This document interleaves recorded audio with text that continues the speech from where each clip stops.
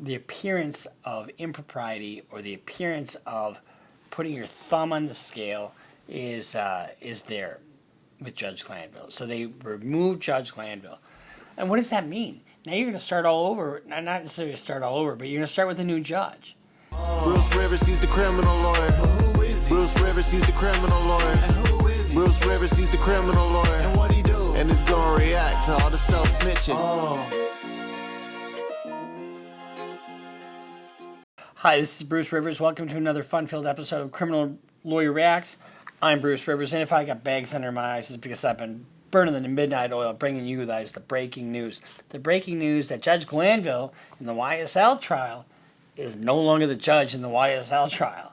So we'll talk about the ruling that the Superior Court made and what it means for the trial going forward.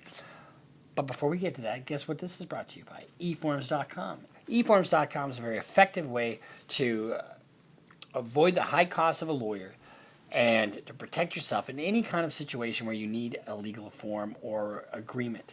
For example, if you sell something, get a bill of sale. If you need a power of attorney because you just got kicked out of a case and you're sitting at home and you don't want to leave the house because you're Judge Glanville and you're all pissed off at everybody in the world and you don't want them to see you, well, get a power of attorney so other people can do your business.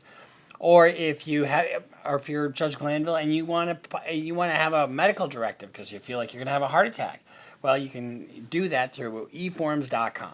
eForms.com is a very effective way for any former judge who was presiding over a very complex case ineffectively to protect themselves. I'm kidding.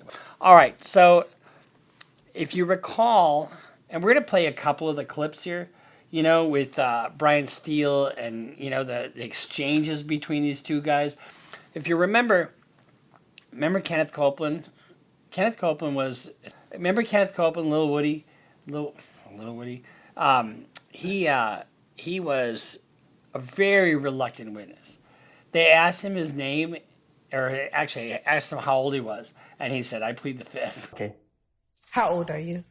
Grown. Okay, what does grown mean? I'm an adult. Okay. And when you say you're an adult, what number in years are you?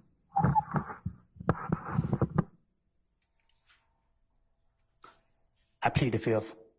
Ladies and gentlemen, can I get you to step outside to your headquarters of jury deliberation? And the judge, so what happens when you do that? The prosecutor can offer you immunity from prosecution. Now, one could argue that, well, the prosecutor for the state can't do anything about the feds. Fair enough. But if you don't testify after being granted immunity, the court can then hold you in contempt and hold you in custody until the case is over or until you testify, one of the two. Now, there's 6 defendants being tried right now in this case. And what happened here? So on the morning, I think it was June 10th of this year, the prosecutor asked for an ex parte meeting with the judge. So you had the prosecutor, you had a witness who was sworn in and now is claiming the fifth, his lawyer, and the judge. What you don't have is the defense team. Why not? This is something that should have been done in open court. And one of the things that the prosecutor wanted to do was impress upon Mr. Copeland, in other words, pressure him, after he's been sworn, of the consequences of not testifying, or testifying cutely, like, how old are you? I'm old, like that kind of stuff. Well, he doesn't want to testify. He doesn't want to testify because it's a gang case and people get killed. Loose lips sink ships. Well, snitches get stitches and wind up in ditches. So, I think that this is bad form. Because later that morning, Brian Steele gets word that they're having this ex parte meeting to go over, the consequences of not testifying. And the only purpose of that is to pressure that witness into testifying, to coerce the testimony. We're going to lock you up. We're going to lock you up and throw away the key until you testify. So in other words, you have the key to the jail if you testify. We're not going to use it against you, but we're going to hold you in jail. I mean, that's coercive, isn't it? Like, take away your freedom.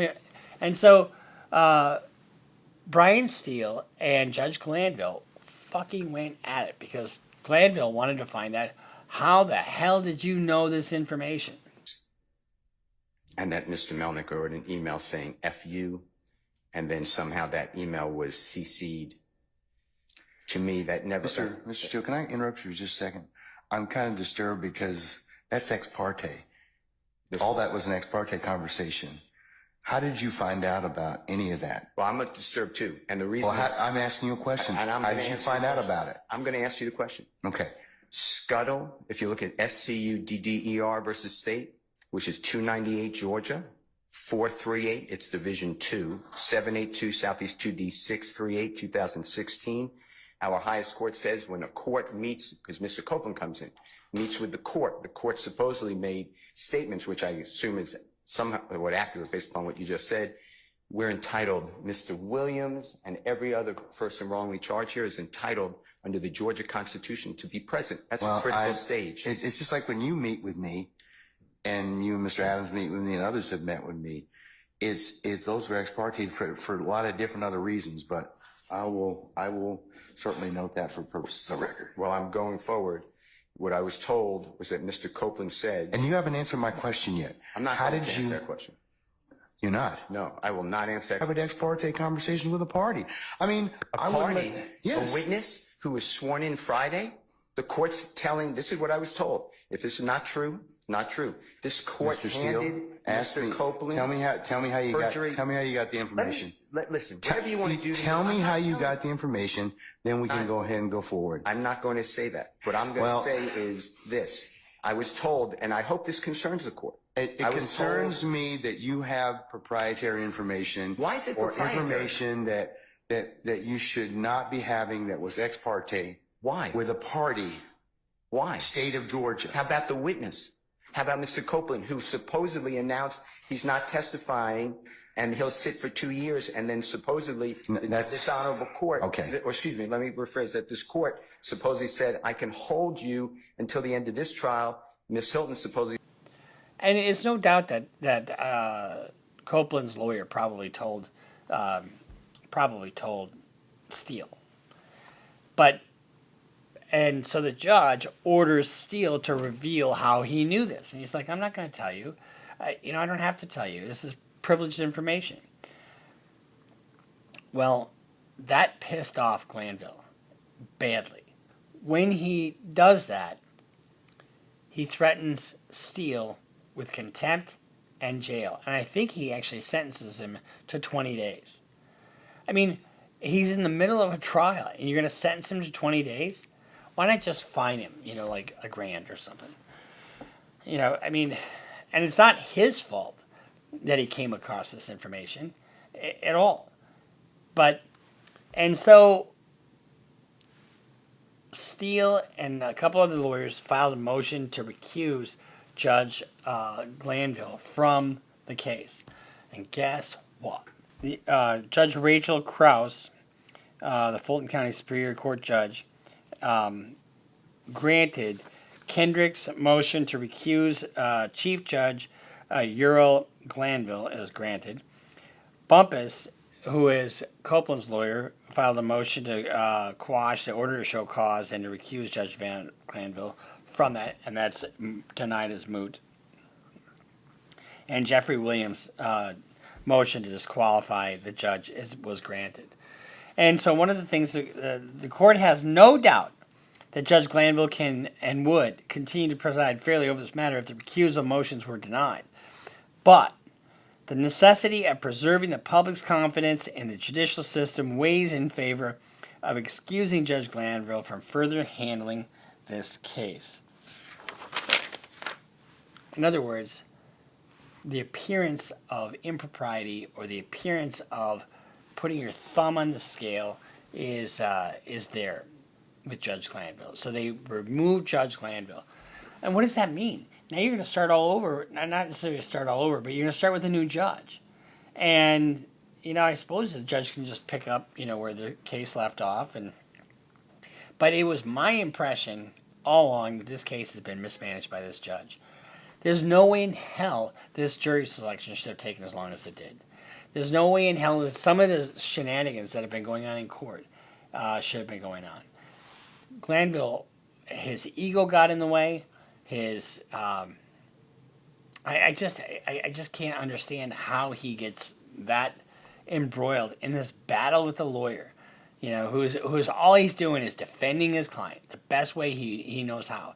And I think Steele should be given a pat on the back because he stood there and he took it on the chin and was ready to go to jail. After he got this order to do 20 days, well, he appealed that to the Court of Appeals, and guess what? They stayed that order, so he doesn't have to do that 20 days. And now Glanville's gone. I think the contempt has been quashed, and so now he's just, back to square one with the new judge. Why would you do that? Why would you do this ex parte after you swear a witness in? The only purpose for that is it should have been done in open court. You know, and you want to be as open and transparent with this kind of stuff as possible. So that's our little reaction to, just our breaking news that Judge Glanville has been removed from the YSL trial. Think about this. How long has he been on that trial? Over a year. Over a year, presiding over jury selection and all this other stuff. And he got a little too comfortable, I think. And he lost sight of what was necessary in that case. So that's our little reaction to the breaking news that Judge Glanville is no longer in the YSL trial. He's probably playing shuffleboard or doing something else a little more fun than what he was doing. And it's kind of embarrassing for him, but at the same time, he's probably relieved, I would bet. So make sure you follow us on Instagram, follow us on Twitter, sign up for Patreon. Just find us wherever we are on any social media platform. We're trying to get our numbers up there on Instagram. So if you're on Instagram, follow us on Instagram. See you next time here on Criminal Lawyer Reacts.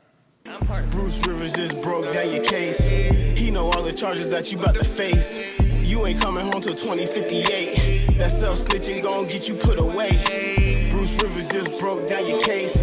He know all the charges that you about to face. You ain't coming home till 2058. That self-snitching gon' get you put away. 23-hour lockdown, please just let my God.